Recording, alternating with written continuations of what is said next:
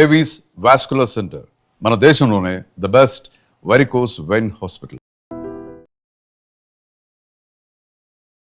నమస్తే, welcome to I dream news and నిజాలు. 21 గంటల సుదీర్ఘ చర్చల అనంతరం ఇరాన్తో అమెరికా జరిపినటువంటి చర్చలు విఫలమయ్యాయి. ఆ తర్వాత హర్ముజ్ జలసంధి మీద పట్టు బిగించే ప్రయత్నాలను మొదలు పెడుతున్నట్టుగా డొనాల్డ్ ట్రంప్ అనౌన్స్ చేశారు. ఇరాన్ కనుక యాక్సెప్ట్ చెయ్యకపోతే, ఒప్పుకోకపోతే అక్కడి నుంచి బయలుదేరే ప్రతి నౌకని మేము టార్గెట్ చేస్తాము అనేటువంటి మాటను డొనాల్డ్ ట్రంప్ చెప్పారు. ఇజ్రాయెల్ నుంచి నెతన్యాహు కాల్ చేసిన తర్వాతే జేడీ వ్యాన్స్ వెళ్ళిపోయి ఉంటాడు అనేటువంటి ఒక మాట ఇరాన్ చెప్తోంది. ఏం జరిగి ఉంటుంది, ఎందుకని చర్చలు ఫలప్రదం కాలేదు, నెక్స్ట్ ఏం జరగబోతోంది? మనతో పాటుగా ఉన్నారు సీనియర్ జర్నలిస్ట్ సురేష్ ప్రసాద్ గారు. సార్ నమస్తే. సో ముందు నుంచి అనుకున్నట్టుగా అసలు చర్చలు జరుగుతాయా లేదా అనుకున్నప్పుడు చర్చలు జరిగాయి, కాకపోతే సఫలం కాలేదు, విఫలం అయ్యాయి. ఎందుకు, ఏం జరిగింది? యాక్చువల్లీ ఇది ఎప్పుడు సక్సెస్ కాదు టాక్స్. నాకు కూడా డౌట్ ఉంది ఎందుకు వెళ్ళారు వీళ్ళని. జేడీ వ్యాన్స్ని సార్ ఎందుకు పంపించారంటే ఇరానియన్స్ న్యాచురల్లీ వాళ్ళకి సీనియర్ లెవెల్ రిప్రజెంటేషన్ కావాలంటే. స్టీవ్ విట్కాఫ్ కానీ జారెడ్ కుష్నర్ వీళ్ళిద్దరూ నాన్ పొలిటికల్ ఎంటిటీస్. ఒకరు జారెడ్ అయితే సన్-ఇన్-లా, విట్కాఫ్ అయితే business partner president Trump. Iran అన్నారు పోయిన 2 సార్లు వీళ్ళతోనే మాట్లాడినప్పుడు మా మీద బాంబు వేశారు, ఈసారి కూడా వీళ్ళు వచ్చి కూర్చుంటే వీళ్ళకి అర్థం కాదు, తర్వాత మళ్ళీ వీళ్ళు అంటారు ఫెయిల్ అయిపోయిందని, మళ్ళీ ఇంకా మా మీద బాంబులు పడతాయి. You send the vice president JD Vance. So JD Vance గారు పాపం తిరిగి మొత్తం లోకమంతా తిరిగి వచ్చారు ఇక్కడికి, ఇస్లామాబాద్కి. చాలా హైప్ బిల్డప్ చేశారు.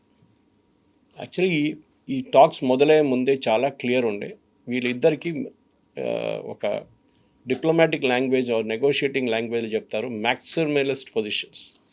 అంటే ఇద్దరు are at 2 extreme ends. America ఏమంటున్నారంటే ఒకటి, ఇరాన్కి న్యూక్లియర్ ఆయుధాలు ఎప్పుడు వాళ్ళు డెవలప్ చేయకూడదు, దట్ ఇస్ ఇట్. మిగతా అన్ని అదర్ థింగ్స్ ఆర్ ఆల్ ఏం చెప్తారు బియాండ్ దట్, చిన్న చిన్న రీజన్స్, ఈవెన్ స్ట్రేట్ ఆఫ్ హార్మోస్ కూడా. సో అది అట్లాంటి పొజిషన్ ఉన్నప్పుడు 21 గంటలు మాట్లాడారంటే ఏం మాట్లాడుంటారు? డెఫినెట్గా ఇరాన్ వాళ్ళ వైపు నుంచి ఉన్న పొజిషన్స్ పెట్టుంటారు. అండ్ మోస్ట్ ఇంపార్టెంట్ కవిత గారు, నిన్న అమెరికన్ డిప్లొమాట్స్ చాలామంది రిటైర్డ్ డిప్లొమాట్స్ ఏం చెప్తున్నారంటే ఈ టాక్స్ ఎక్కడి నుంచి మొదలైంది. ముందు అమెరికా అన్నారు మా వైపు నుంచి మేము 15 పాయింట్లు పెట్టాము, ఇరాన్ దాన్ని టోటలీ నిరాకరించారు, మేము అక్సెప్ట్ చేయము. ఇరాన్ తర్వాత 10 పాయింట్స్ పంపించారు, మళ్ళీ దాన్ని రివైజ్ చేశారు. ఆ 10 పాయింట్ల మీద డిస్కషన్ జరిగిందంట. అంటే అక్కడే ఇరాన్కి ఒక అప్పర్ హ్యాండ్ వచ్చేసింది. అమెరికా ప్రపోజల్ కాదు, ఇరాన్ ఇచ్చిన ప్రపోజల్ డిస్కస్ చేస్తున్నారు. అది అమెరికా చేసిన ఫస్ట్ తప్పు. అండ్ న్యాచురలీ దాంట్లో ఇరాన్ ఇచ్చిన కండిషన్స్ చాలా ఎక్స్ట్రీమ్ కండిషన్స్. ఒకటి, మా మీద దాడి చేయకూడదు, that America will not agree. Israel ఇంకా అగ్రీ చేయరు. రెండవది, సీజ్ ఫైర్ జరగాలి. చెప్పాను చూడండి, ఇది ప్యాలెస్టైన్ వైపు కానీ లెబనాన్ వైపు కానీ ఈవెన్ యమన్ వైపు ఏ దాడులు జరగకూడదు, that also America will not agree, Israel will not agree. In fact ఇది నడుస్తున్నప్పుడు ఇజ్రాయెల్ అక్కడ బాంబు వేస్తున్నారు లెబనాన్ మీద. మూడోది ఏమో వీళ్ళన్నారు రిపాట్రియేషన్, అంటే మా మీద చేసిన మీరేమేమి దంచ చేశారో దానికన్నీ మాకు డబ్బులు కావాలి. అది ఇవ్వకపోతే ఒక ఇండైరెక్ట్ థ్రెట్ ఉండే మేము స్ట్రేట్ ఆఫ్ హార్మోస్ నుంచి టోల్ పెట్టుకుంటామని. సో అమెరికా దాన్ని అప్పుడే రిజెక్ట్ చేసి పడేశారు. యురేనియం గురించి వాళ్ళు మాట్లాడలేదు. ఇన్ఫ్యాక్ట్ ఆ డీల్లో యురేనియం గురించి ఎక్కడ లేదు, విచ్ ఇస్ సర్ప్రైజింగ్. దెన్ చిన్న చిన్న రీజనింగ్ అడుగుతున్నారు, దట్ ఈస్ మా మిసైల్ టెక్నాలజీని మేము డెవలప్ చేసుకుంటాం, we will not stop it. So natural ఈ మ్యాక్సిమం నెగోసియేషన్లో ఎప్పుడు ఫస్ట్ సెషన్ ఏమంటారంటే థ్రోట్ క్లియరింగ్ సెషన్ అంటారు డిప్లొమసీలో. థ్రోట్ క్లియర్ చేసుకుంటారు, సవరించుకోవడం అనేది ఫస్ట్ పార్ట్ ఆఫ్ ఇట్. దీనికన్నా ముందు ఇదే ఒప్పందం, ఎస్పెషలీ ద యురేనియం ఒప్పందం ఒబామా టైంలో జరిగింది, 2015. ఓకే, ఆ టైంలో 2015లో ఆల్మోస్ట్ అన్నీ అంగీకరించుకున్నారు Iran, everything they agreed. In fact ఆ ప్రోగ్రామ్ పేరే joint comprehensive plan of action, JCPOA. 2015లో 21 నెలలు మాట్లాడిన తర్వాత 21 months ఆఫ్ నెగోసియేషన్. ఇక్కడ 21 hours జరిగింది, 21 months నెగోసియేషన్స్ ఎప్పుడు ఒక సిట్టింగ్లో జరగదు. మీరు ఫస్ట్ సెషన్ నేను చెప్పినట్టు థ్రోట్ క్లియరింగ్ అంతా జరిగిన తర్వాత you come to a session, మీరు ఇక్కడ ఉంటారు, వాళ్ళు ఇక్కడ ఉంటారు. Then you have to keep coming closer. వచ్చి ఓకే మీరు ఒక కండిషన్ యాక్సెప్ట్ చేస్తారు, వాళ్ళ కండిషన్ యాక్సెప్ట్ చేస్తారు, and finally you arrive at middle destination. ఇద్దరికి విన్ లాగా. సో అది మీకు ఒక సిట్టింగ్లో జరగదు. So if anybody including Pakistan is fooled America into thinking that ఒక సెషన్లో అన్నీ అయిపోతుందంటే అది చాలా తప్పు. ఇన్ఫ్యాక్ట్ ఇరాన్ దానికి ఒక పేరు కూడా ఇచ్చారు ఒప్పందానికి, ఇస్లామాబాద్ MOU. అది జరగదు, ఎందుకంటే it cannot happen. America will not agree. First of all Trump చాలా clear that uranium is the central part of it అని చెప్పారు. చూడండి, బిఫోర్ ఈ లెఫ్ట్ ఫర్ ఫ్లారిడా ఆయన ఏం చెప్పారంటే, నేను everything else is secondary, uranium is the most important thing. మేము ఇరాన్ని ఒక న్యూక్లియర్ పవర్గా అంగీకరించాము. వాళ్ళు న్యూక్లియర్ పవర్ డెవలప్ చేయకూడదు, మిసైల్ పవర్ అంటే వెపన్ గ్రేడ్.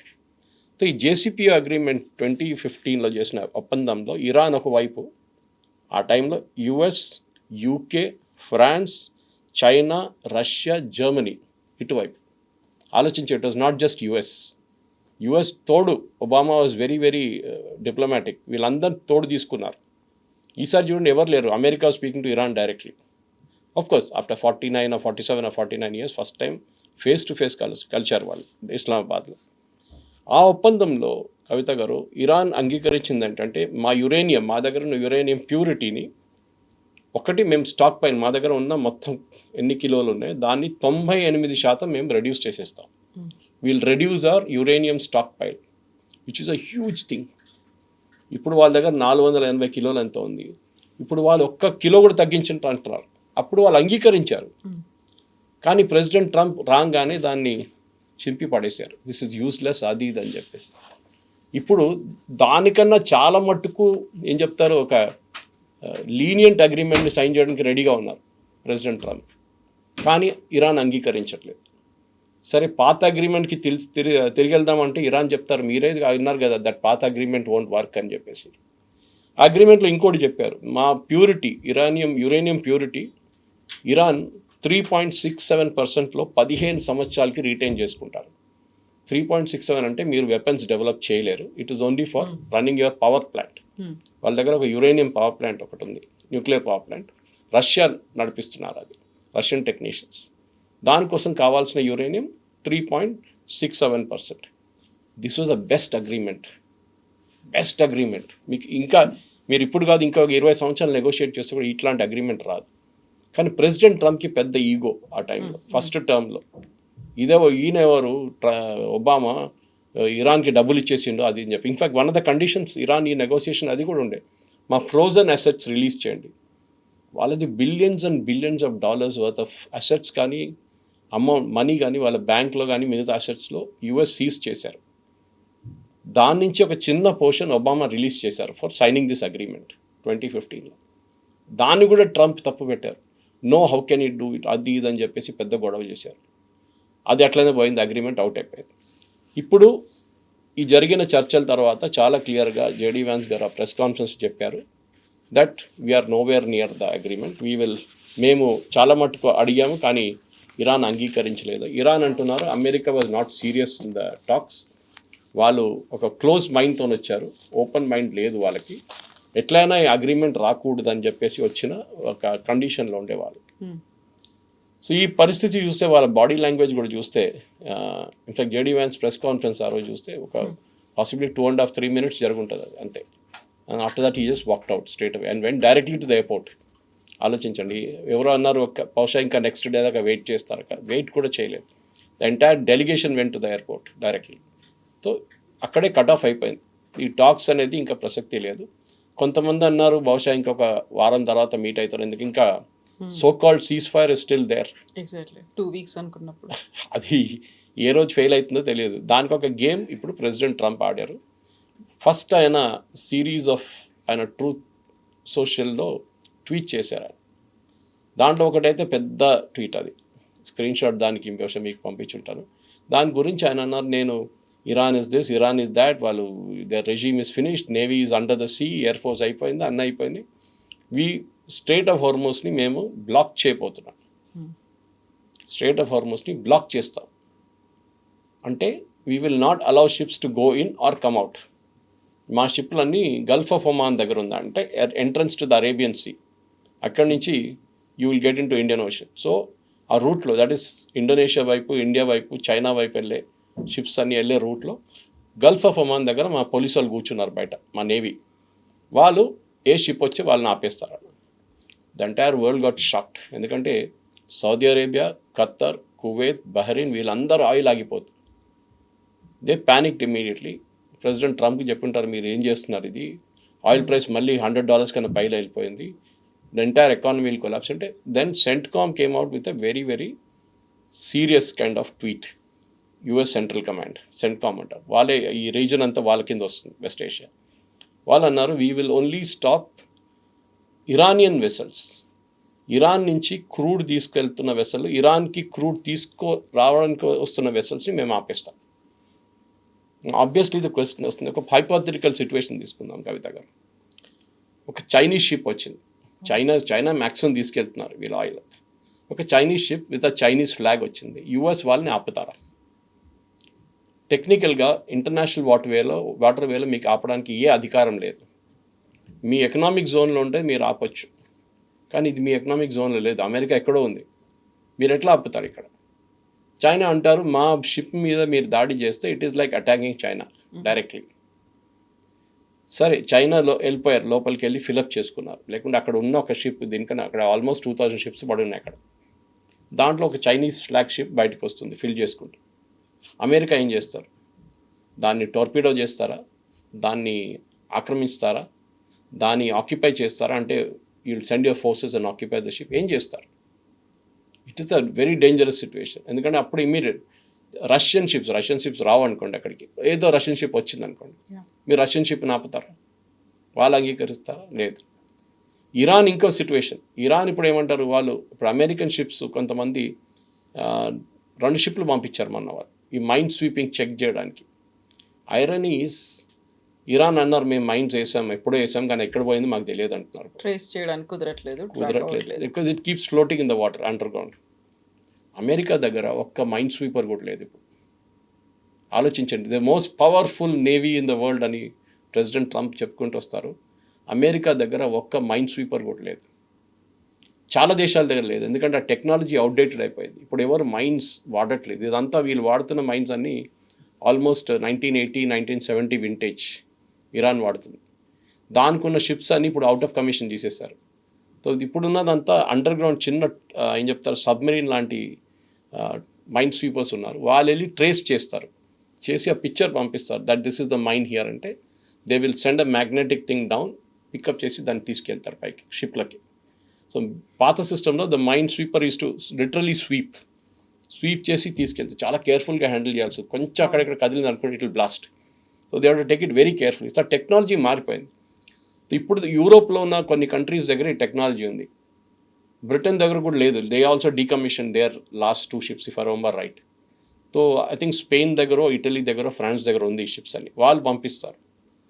కానీ అది ప్యారలల్గా జరుగుతున్నాడు. ఇరాన్ ఏం చేశారంటే, వాళ్ళు ఒక కొత్త మ్యాప్ రిలీజ్ చేశారు, ఇది ఈ టాక్స్ కన్నా కొంచెం ముందు. వాళ్ళు అన్నారు, ట్రెడిషనల్ రూట్లో ఇది ఒమాన్ ఇటువైపు, ఇరాన్ ఇటువైపు ఉందనుకోండి, the ships pass through like this. Iran అన్నారు, మోస్ట్ ఆఫ్ ద షిప్స్ ఏం చేస్తారంటే ఒమాన్ వైపు నుంచి వెళ్తారు, ఇన్ అండ్ అవుట్. 2 లేన్లు ఉన్నాయి, మన ట్రాఫిక్ లేన్ లాగా. దాని ఒక డివైడర్ ఉంది, ఫిజికల్ డివైడర్ లేదు కానీ it's a mental divider there. అది షిప్ క్యాప్టెన్స్కి తెలుసు అది. సో మీరు ఫాలో చేయాల్సిన రూట్ కొలిషన్ కాదేం కాదు, ఎందుకంటే the narrowest point strait of Hormuz is 21 కిలోమీటర్లు, నారోయెస్ట్ పాయింట్ అనమాట. ఆ పరిస్థితుల్లో 21 కిలోమీటర్స్లో మీరు చాలా కేర్ఫుల్గా షిప్స్ నడిపించాల్సి వస్తుంది. 21 అనుకుంటే మనం అనుకుంటే చాలా పెద్దది కదా. ఓకే, మేము ఇంటికాడ నుంచి నేను బయలుదేరి జూబ్లీస్కి వెళ్ళేదాకా 21 కిలోమీటర్స్ ఉంటుంది. ఇంత డిస్టెన్స్ చాలు కదా ఒక షిప్కి, 2 షిప్లకి కాదు. ఆ డెప్త్ చాలా తక్కువ. So that go through the maximum depth area to get that. So Iran ఏం చేశారంటే ఒక ప్లాన్ చేశారు 3 రోజులు 4 రోజుల ముందు. వాళ్ళు అన్నారు, ఒమాన్ వైపు మీరు వెళ్ళకూడదు, అక్కడ మేము మైన్ వేసేసాం, you have to come through our area towards Iran and then take a U turn and take a right turn literally. అప్పుడు ఏమవుతుందంటే, ఇరాన్ ఒక ఐలాండ్ ఒకటి it's called Qeshm island, QUESHEM, 150 కిలోమీటర్ల లెంగ్త్ ఐలాండ్ అది. I think about 150,000 people ఆ ఐలాండ్లో ఉంటారు. ఆ ఐలాండ్లో వీళ్ళ రెవల్యూషనరీ గార్డ్స్ వాళ్ళు ఉన్నారు. సో వాళ్ళు అబ్జర్వ్ చేస్తారు ప్రతి షిప్ని, ఎవరిది ఏ ఫ్లాగు, దాని పేరేంటి, దాని రిజిస్ట్రేషన్ ఎవరి పేరు మీద ఉంది, కెన్ ఈజీలీ సర్చ్. అది అంటున్నారు అటువైపు నుంచి వెళ్ళాలన్న. So all the ships got confused, ఇప్పుడు ఏం చేయాలని చెప్పి అందరు ఆగిపోయారు. అప్పుడే ఈ బ్లాకేడ్కి కొత్త న్యూస్ వచ్చిందనమాట. ఇప్పుడు అమెరికా ఏమంటున్నారు, దట్ ఇరాన్ ఇచ్చిన మ్యాప్ అవుట్, మీరు follow the old system going via Oman పక్క నుంచి వెళ్ళండి అని. ఈ కెషేమ్ ఐలాండ్ అనేది ఒక హిస్టరీ ఉంది దానికి. అక్కడ ఉన్న ప్రజలు they speak Parsi, they speak Arabic and Hindi, 3 languages mix మాట్లాడతారు. వీళ్ళందరూ చాలామంది దాని నుంచి ఇండియా నుంచి వెళ్ళిన వాళ్ళు, ఎప్పుడో 16th-17th centuryలో they went and settle there Qeshm ఐలాండ్లో. సో ఆ island it's a beautiful island. అది మీరు నేషనల్ జియోగ్రఫిక్లో చూడాలి, ఒక స్టోరీ ఉండే దాని గురించి. Beautiful rock formations, salt formations. మన వైపు అరకు వైపు మీకు కనిపిస్తుంది ఒక couple of caves, Borra caves లాంటి, something like that they have అన్నమాట. సో ఇప్పుడున్న పరిస్థితుల్లో America, latest story, America is blocked the strait of Hormuz for Chinese ships. అంటే చైనీస్ ప్రోడక్ట్ తీసుకెళ్తున్న షిప్స్, ఆయిల్ ఒకటే కాదు, ఫర్టిలైజర్ కూడా ఉండొచ్చు, చైనా తీసుకెళ్తారు ఫ్రమ్ ఇరాన్, అది కూడా బ్లాక్ చేసేసారు.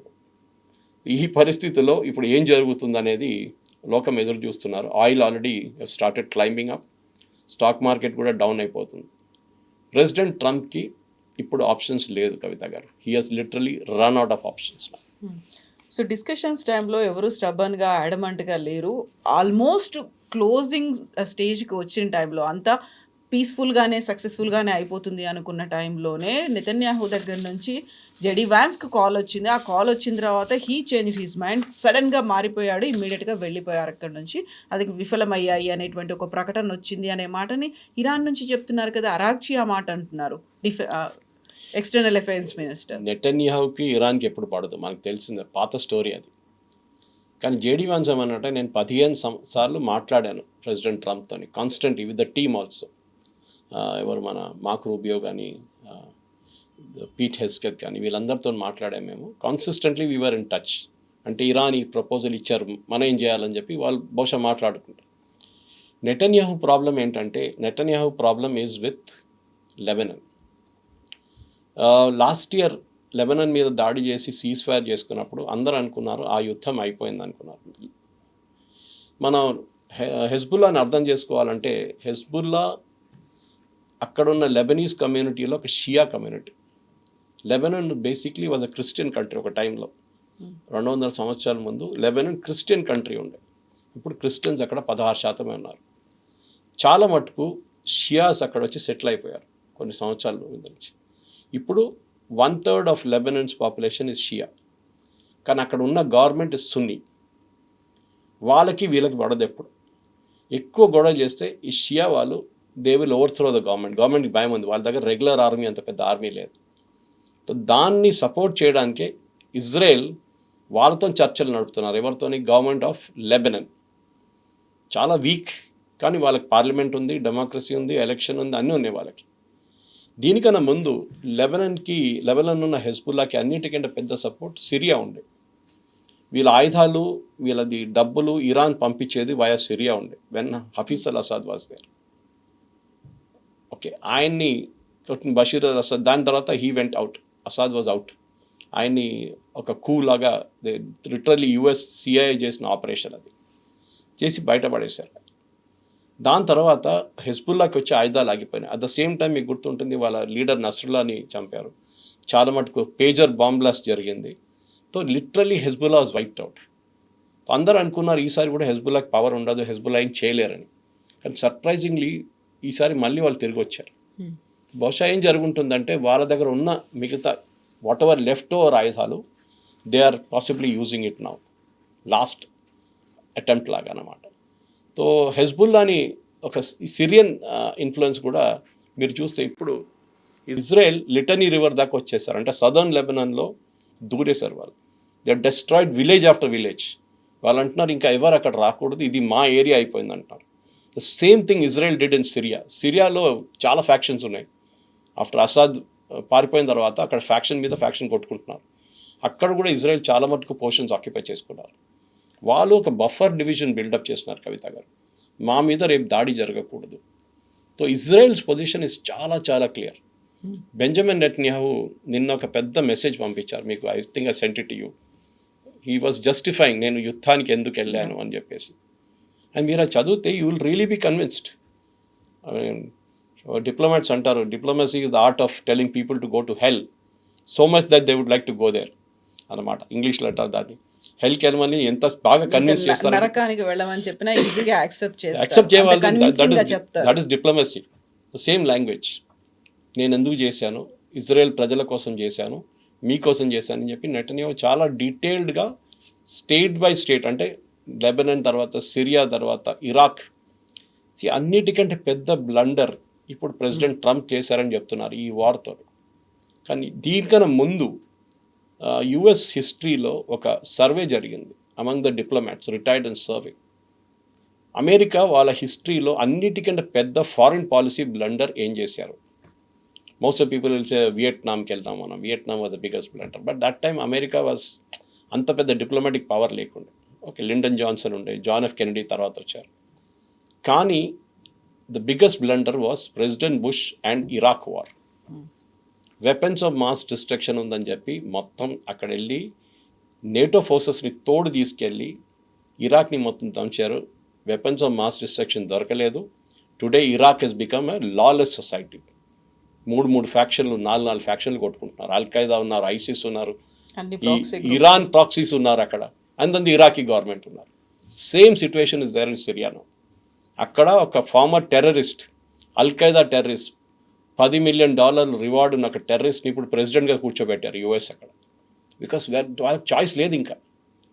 సో ఈ పరిస్థితుల్లో ఇజ్రాయెల్ వాళ్ళ పని వాళ్ళు చూసుకుంటున్నారు, వాళ్ళని తప్పు పట్టలేమని. If they are pressurising US and US ఆ ప్రెషర్లో పడిపోతారంటే అది యుఎస్ తప్పు, ప్రెసిడెంట్ ట్రంప్ తప్పది. కానీ ప్రెసిడెంట్ ట్రంప్ కూడా తెలుసు that the bigger threat Israel మీద ఒక దాడి రేపు జరిగితే రేపు యుఎస్ మీద దాడికి జరగవచ్చు, ఇంకో 9/11 జరగవచ్చు.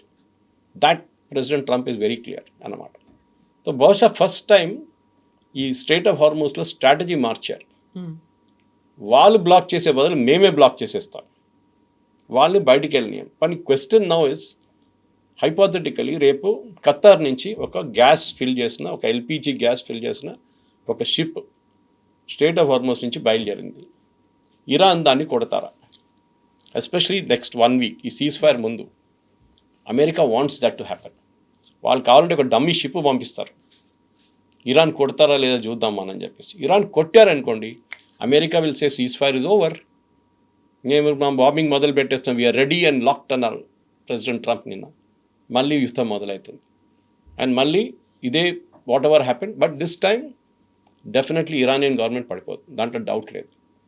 వాళ్ళు తట్టుకున్నారు ఇన్ని రోజులు, ఆల్మోస్ట్ 40 days, కానీ ఇంకా వాళ్ళు చేయలేక, వాళ్ళ మొత్తం almost the entire Iran is finished. కానీ ఈ స్ట్రైట్ ఆఫ్ హార్మోస్ గురించి కూడా ఒక హిస్టరీ ఉంది దీనికి ముందు. అది చాలా ఇంట్రెస్టింగ్. ఎందుకంటే మనం అనుకుంటా straight of Hormuz 20% of world's oil ఆ రూట్ నుంచి ట్రావెల్ అవుతుంది, 40% ఆఫ్ వరల్డ్స్ ఫర్టిలైజర్ ఆ రూట్ నుంచి వెళ్తుంది, హీలియన్, ప్రొపేన్, బ్యూటేన్, మీరు ఏ గ్యాస్ పేరు చెప్పండి ఆ రూట్ నుంచి వెళ్తుంది. అట్లాంటి ఒక రూట్ని బ్లాక్ చేయడం అనేది దీనికన్నా ముందు కూడా జరిగింది, కానీ that was in a different history, different point in time. So ఇప్పటికీ ఇంత అయినప్పటికీ కూడా పాకిస్తాన్ ఈజ్ రెడీ. నేను మళ్ళీ నెక్స్ట్ చర్చలు ఏమైనా జరగాలి అంటే వీఆర్ రెడీ టు హోస్ట్. మళ్ళీ పాకిస్తానో లేకుంటే ఇస్లామాబాద్ అలాగే ఉంటుంది అనేది. బట్ ఫర్దర్గా అవుతాయి అంటారా మీరు? There was a US diplomat ఒక స్టేట్మెంట్ ఇచ్చారు. పాకిస్తాన్ని చర్చలు తీసుకురావడం ఎట్లయిపోతుందంటే మీ పర్సు తీసి ఒక పిక్ పాకెట్కి ఇచ్చి అది ఉంచుకోరానే నా షూస్ వేసుకుంటా అని చెప్పేలాగా ఉంటుందన్నమాట. పాకిస్తాన్, ఇజ్రాయెల్ చాలా క్లియర్గా చెప్పారు, Pakistan is a terror supporting nation. వాళ్ళని మీరు తీసుకొచ్చి మీడియేషన్ ఏం పెట్టారు? ప్రెసిడెంట్ ట్రంప్కి ఇంకెవరు దొరకలేదు కవిత గారు. బహుశా నేను లాస్ట్ టైం మాట్లాడి చెప్పాను ఇది.